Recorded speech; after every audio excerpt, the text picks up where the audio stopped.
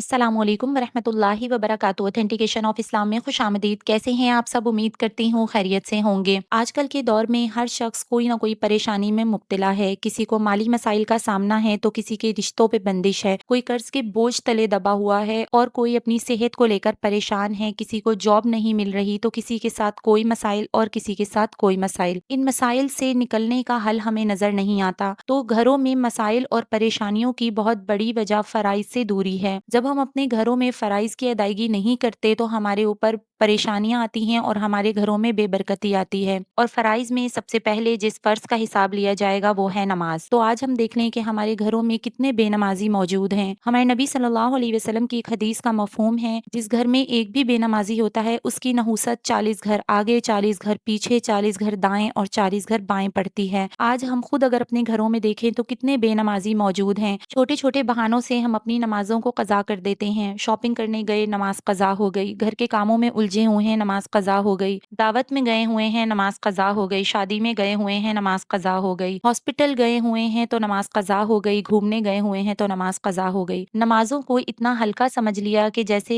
इसकी कोई अहमियत ही नहीं। नमाज पढ़ने पर अल्लाह पाक ने कुछ वादे किए हैं, जिनमें से एक वादा ये है कि जो शख्स 5 वक्त की नमाज पढ़ता है मैं उस पर से रिस्क की तंगी हटा दूंगा। तो आज आप देख लें कि हम अपने घरेलू मसाइल का शिकार हैं। घरों में लड़ाई झगड़ों की बहुत बड़ी वजह बेबरकती का होना है और बेबरकतियां घर में आती हैं फराइज को पूरा ना करने से और सुन्नतों से दूर होने की वजह से। अपनी 24 घंटे की जिंदगी को अल्लाह के हुक्म और नबी पाक सल्लल्लाहु अलैहि वसल्लम के तरीके पर गुजारने वाले बन जाएं तो इंशाअल्लाह ताला हमारे घर में सुकून आएगा। अल्लाह पाक हमारे काम आसान कर देंगे। इसके अलावा इस्तगफार की कसरत किया करें, क्योंकि इस्तगफार पर अल्लाह का वादा है कि अल्लाह पाक हर तंगी में से रास्ता निकाल देते हैं। आज जो वजीफा मैं आपके साथ शेयर कर रही हूँ ये शेखुल हदीस व तफसीर मुफ्ती ज़रवली खान साहब का बताया हुआ वजीफा है और इस वजीफे पे जितने लोगों ने भी अमल किया उनके मसाइल अल्लाह पाक ने हल कर दिए। तो ये बहुत मुजर्रब वजीफा है और वजीफा ये है कि जो शख्स 40 दिन तक बगैर नागा किए 1000 मरतबा इस्तगफार पढ़ता है, अल्लाह पाक उसकी हर तंगी को दूर फरमाएंगे। जिस मकसद के लिए भी पढ़ेगा अल्लाह पाक उस मकसद को पूरा करेंगे। अल्लाह पाक उसकी दुआओं को कबूल फरमाएंगे। बस आपने बगैर नागा किए 40 दिन तक 1000 मरतबा इस्तगफार पढ़ना है और अपने मकसद के हुसूल के लिए दुआ करनी है। यकीन के साथ पढ़ना है, उम्मीद के साथ पढ़ना है कि अल्लाह पाक मुझे जरूर देंगे, क्योंकि अल्लाह पाक फरमाते हैं कि मैं अपने बंदे के साथ वैसा ही मामला करता हूँ जैसा वो मेरे साथ गुमान रखता है। कि और हमारा गुमान ये हो,